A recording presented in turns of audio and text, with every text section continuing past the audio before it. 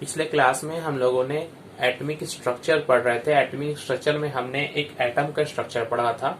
Atom का पहला structure जो हम जान रहे हैं वो क्या है, बीच में एक केंद्रक होता है प्लस चार्ज, उसके चारों तरफ इलेक्ट्रॉन्स घूमते रहते हैं। आज हम लोग पढ़ने वाले हैं एटमिक नंबर या परमाणु संख्या, ये क्या होती है।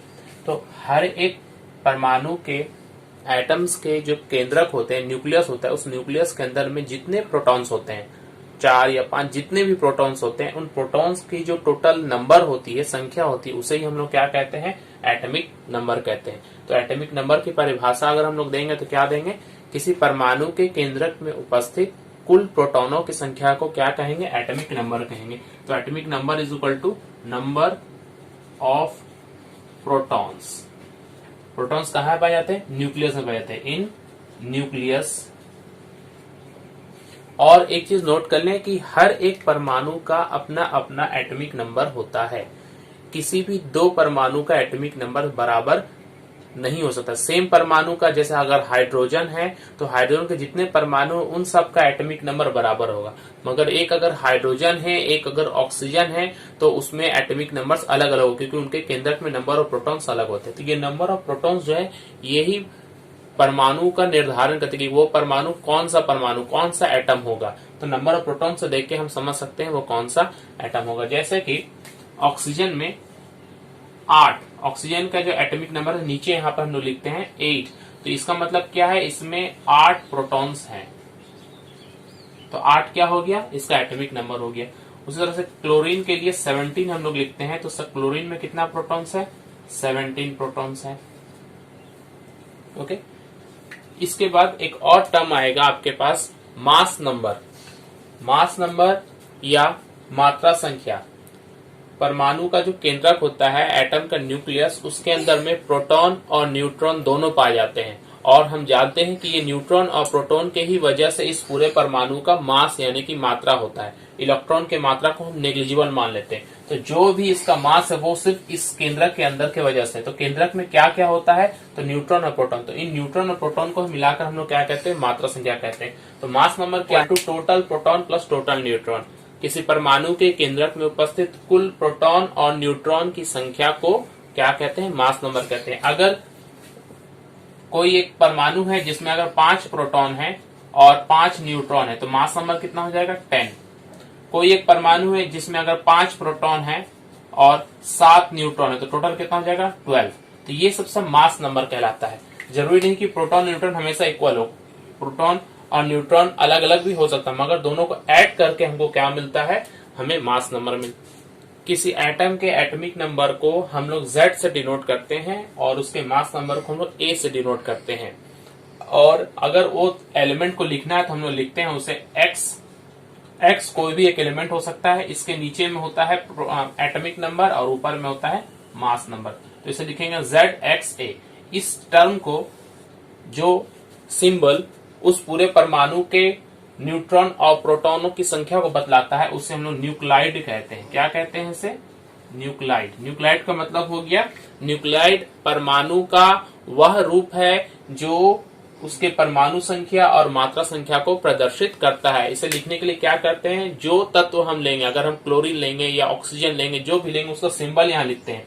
फॉर एग्जाम्पल ऑक्सीजन के लिए देख लीजिए, ऑक्सीजन का न्यूक्लाइड क्या होगा, ऑक्सीजन का सिंबल क्या है, O। ऑक्सीजन का परमाणु संख्या या एटॉमिक नंबर कितना हम लोग बोलते हैं, 8। और उसके मास नंबर कितना है, 16। तो 8O16। इस 8O16 को हम कहेंगे ऑक्सीजन का न्यूक्लाइड है। इसे देखकर हमें क्या क्या बातों की जानकारी मिलती है, इसे देखकर हमें सबसे पहले पता चलेगा कि ये एटॉमिक नंबर इसका कितना है, 8 है, और मास नंबर इसका कितना है, 16 है। और क्या क्या बात, एटॉमिक नंबर से हमें क्या पता चलता है, नंबर ऑफ प्रोटॉन्स पता चलता है। प्रोटॉन्स कितने हैं, 8 है। और हर एक एटम में क्योंकि वो चार्ज उसका 0 होता है, पूरे एटम का एज अ होल न्यूट्रल होता है, तो जितने प्रोटॉन होते हैं ठीक उतने ही इलेक्ट्रॉन भी उसमें होते हैं। तो उसमें इलेक्ट्रॉन कितना हो जाएगा, ऑक्सीजन में 8। और अगर हमें न्यूट्रॉन निकालना है तो न्यूट्रॉन निकालने के लिए क्या करते हैं हम लोग, एटॉमिक नंबर, जो मास नंबर को एटॉमिक नंबर से माइनस करते हैं। मास नंबर कितना है हमारा, 16 माइनस एटॉमिक नंबर 8, कितना हो गया, 8। ओके। यहां पर एक चीज गौर करेंगे, न्यूट्रॉन्स कैसे निकाला जाता है। न्यूट्रॉन्स निकालने का फॉर्मूला हमारे पास क्या है, न्यूट्रॉन निकालने का फॉर्मूला इन दोनों को ही देख रहे, न्यूट्रॉन यहां से निकाला जाता है A minus Z. Mass number में से अगर हम एटॉमिक नंबर माइनस कर देते हैं तो हमें क्या मिलता है, न्यूट्रॉन का नंबर मिलता है। क्यों? क्योंकि मास नंबर जो है ये प्रोटॉन और न्यूट्रॉन को ऐड कर कर आता है। क्या आता है? प्रोटॉन प्लस न्यूट्रॉन, ये है मास नंबर। और एटॉमिक नंबर जेड क्या है? ये प्रोटॉन के नंबर को ही हम लोग जेड कहते हैं। तो प्रोटॉन के नंबर प्रोटॉन का नंबर कैंसिल हो जाएगा, तो ये किसका आंसर है? न्यूट्रॉन के बराबर है। तो न्यूट्रॉन का अगर हमें संख्या निकालना है कि कितना न्यूट्रॉन्स होता है किसी भी एटम में, तो उसके मास नंबर से अगर हम एटॉमिक नंबर को माइनस कर देते हैं तो हमें न्यूट्रॉन की संख्या मिल जाती है। तो इस तरह से किसी भी न्यूक्लाइड को अगर हम सिंबल दे दे तो हम एटॉमिक नंबर, मास नंबर और उसका प्रोटॉन, इलेक्ट्रॉन और न्यूट्रॉन को हम बतला सकते हैं। आइसोटोप या समस्थानिक, आइसोटोप्स क्या है? एक ही तरह के परमाणु जैसे ऑक्सीजन है, तो ऑक्सीजन के बहुत सारे परमाणु ऐसे भी हो सकते हैं जिनके एटॉमिक नंबर तो बराबर है मगर मास नंबर अलग अलग होता है। मतलब आइसोटोप्स क्या है? तत्व के वे परमाणु जिनकी परमाणु संख्या समान होती है। क्या समान होती है? परमाणु संख्या, यानी कि एटॉमिक नंबर जो है ये सेम होता है मगर मास नंबर क्या होता है? सबका डिफरेंट होता है। तत्व के वे परमाणु जिनकी परमाणु संख्या समान होती है किंतु मात्रा संख्या भिन्न भिन्न होती है, उसे हम लोग क्या कहते हैं? आइसोटोप या समस्थानिक कहते हैं। जैसे हाइड्रोजन के देखिए, हाइड्रोजन के लिए 3 आइसोटोप्स हैं। 1H1 मास नंबर 1 और एटॉमिक नंबर 1, दूसरा है 1H2 एटॉमिक नंबर 1 और मास नंबर 2, और तीसरा है 1H3। इन तीनों में क्या रिलेशन है? इन तीनों का नीचे का जो नंबर है 111, ये एटॉमिक नंबर है। तो यहाँ पर एटॉमिक नंबर सबका सेम है मगर मास नंबर देखिए, इस हाइड्रोजन का 1, इसका 2 है और इसका 3 है।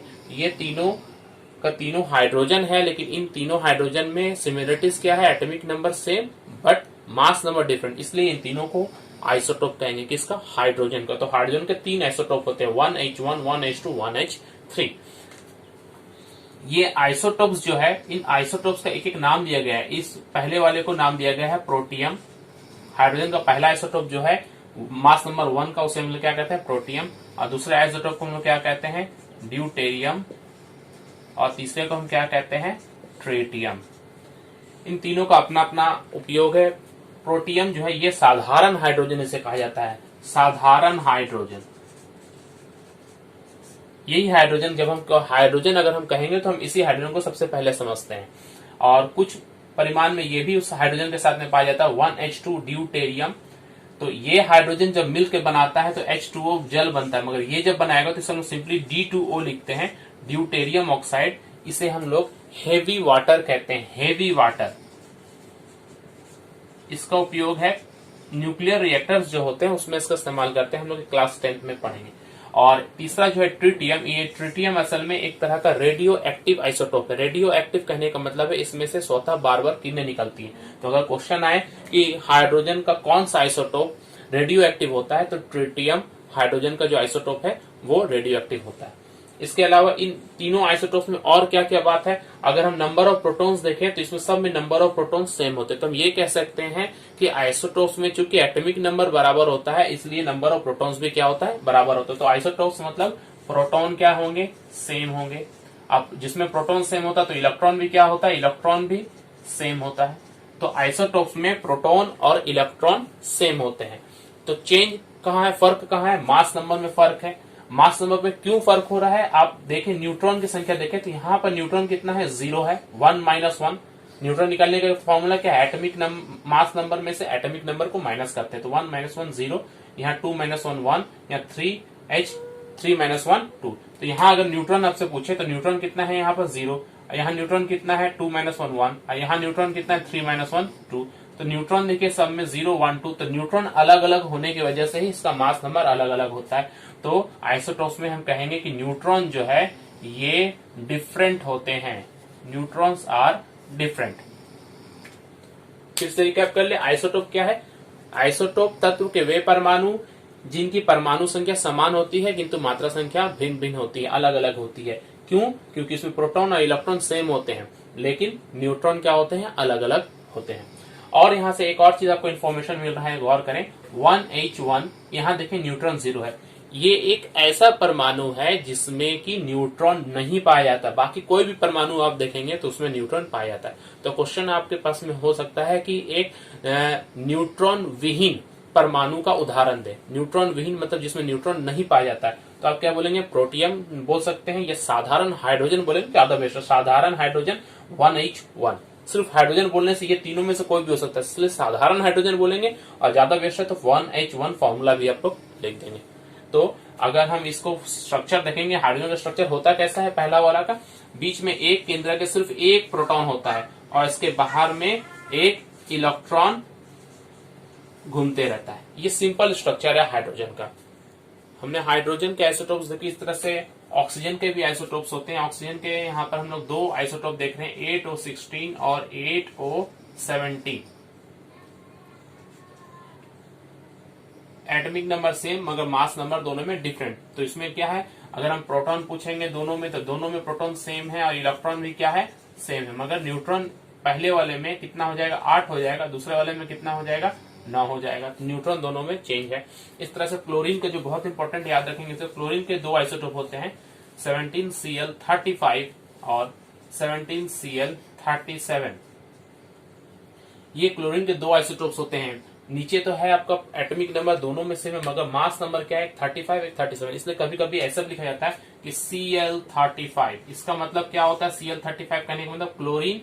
ये कौन सा क्लोरीन है? ये नहीं, ये तो ये वाला क्लोरीन है। मतलब दो आइसोटोप हो सकते हैं लेकिन 35 वाला ही ज्यादा पाया जाता है। 35 को ऐसा Cl35 लिखते हैं। इसके अलावा और भी तत्वों का आइसोटोप हो सकता है, जैसे आयोडीन है, यूरेनियम है। यूरेनियम का दो आइसोटोप आपको यूज करें, U235 और U238। ये मास नंबर सिर्फ लिखकर ही बताया जाता है आइसोटोप्स में। इसका अगर हमसे पूछे एटॉमिक नंबर तो 92, इसका भी 92 पर, यहाँ पर 238, यहाँ पर 235। इस तरह से कार्बन है। कार्बन के भी दो आइसोटोप्स होते हैं, 6C12 और 6C14।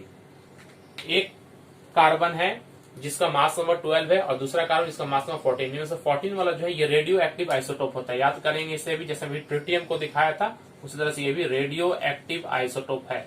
रेडियो एक्टिव कहने का मतलब है ये इस तरह का जो परमाणु होता है वो स्टेबल नहीं रह सकता, उसमें से कुछ किरणें कंटिन्यूअस निकलते रहती है, जिसे हम अल्फा बीटा और गामा किरणें कहते हैं। रेडियो एक्टिव हम लोगों को क्लास 10 में डिटेल्स में पढ़ना है।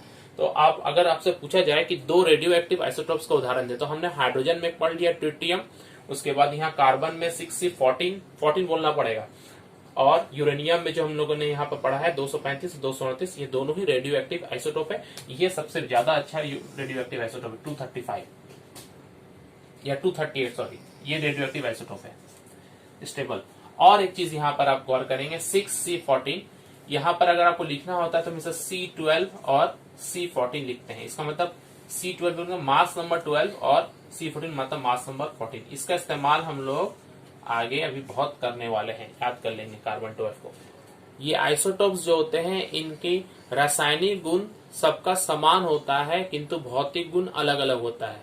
केमिकल प्रॉपर्टीज इसका सेम होता है। क्यों सेम होता है? क्योंकि इसके अंदर में जो प्रोटॉन है वो प्रोटॉन केंद्रक और बाहर में क्या होता है, इसके इलेक्ट्रॉन्स घूमते हैं। तो रासायनिक गुण इस प्रोटॉन और इलेक्ट्रॉन पर ही निर्भर करता है, जिसकी वजह से ये चेंज नहीं होते। इसलिए अगर हमसे पूछा जाए कि आइसोटोप्स का केमिकल प्रॉपर्टीज और फिजिकल प्रॉपर्टीज दोनों में कौन सेम होता है, तो हम क्या बोलेंगे? फिजिकल प्रॉपर्टीज दोनों में सेम होता है। आइसोबार या समभारिक, बार का मतलब भार होता है। तो यहाँ पर देखें आप, दो एटम्स, अलग अलग एटम्स हमने लिखा है, कैल्शियम और आर्गन। ये कैल्शियम में नीचे देखिए एटॉमिक नंबर जो है ये अलग है और ऊपर का जो मास नंबर है वो सेम है। ये आइसोटोप्स का ठीक उल्टा होता है। आइसोटोप्स में हमने क्या पढ़ा था कि एटॉमिक नंबर सेम होता था, मगर यहाँ पर क्या मास नंबर सेम है। तो हम आइसोबार किसे कहेंगे? अलग अलग तत्वों के परमाणु। वहां पर हमने एक ही तत्व के परमाणु कहा था आइसोटोप में, यहाँ पर अलग अलग तत्वों के परमाणु जिनके मास नंबर या मात्रा संख्या सेम होता है मगर एटॉमिक नंबर डिफरेंट होता है, उसे हम लोग क्या कहते हैं? आइसोबार्स कहते हैं। एक और एग्जांपल देख लें, 6C14 और 7N14, ये भी आइसोबार का एग्जांपल है। इसमें मास नंबर सेम है मगर एटॉमिक नंबर्स डिफरेंट है। तो आइसोबार्स में क्या होता है? इसमें न्यूट्रॉन और प्रोटॉन दोनों अलग अलग होते हैं।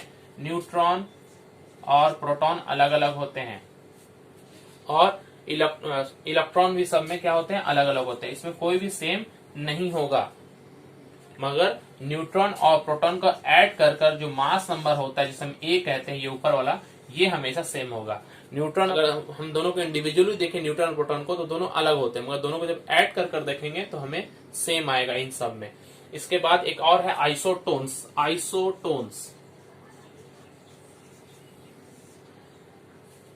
आइसोटोन हम किसे कहते हैं? ये अलग अलग तत्वों के वे परमाणु जिनका ना ही एटॉमिक नंबर और ना ही मास नंबर, दोनों अलग अलग होता है, मगर दोनों का जो डिफरेंस जिसे हम न्यूट्रॉन की संख्या बोलते हैं वो इक्वल होता है। आइसोटोन्स, इनमें न्यूट्रॉन की संख्या सेम होती है मगर एटॉमिक और मास नंबर दोनों डिफरेंट होते हैं। तो ये दो जोड़ा को देखिए, इनका नीचे एटॉमिक नंबर भी अलग अलग है और मास नंबर भी अलग अलग है, मगर दोनों को जब हम माइनस करेंगे 31 माइनस 15 कितना होगा आपको कैलकुलेट करेंगे, इसमें न्यूट्रॉन निकलेगा कितना होता है 16, और यहाँ पर भी न्यूट्रॉन कैलकुलेट करेंगे तो 60। तो तत्व के वे, विभिन्न तत्वों के वे परमाणु जिनके न्यूट्रॉन की संख्या समान होती है किंतु परमाणु संख्या और मात्रा संख्या अलग अलग होती है, उसे हम लोग क्या कहते हैं? आइसोटोन्स कहते हैं। एक और एग्जांपल है 2He3 और 1H2। यहाँ पर भी देखिए न्यूट्रॉन कितना है 3 - 2 1, और यहाँ भी न्यूट्रॉन देखिए 2 - 1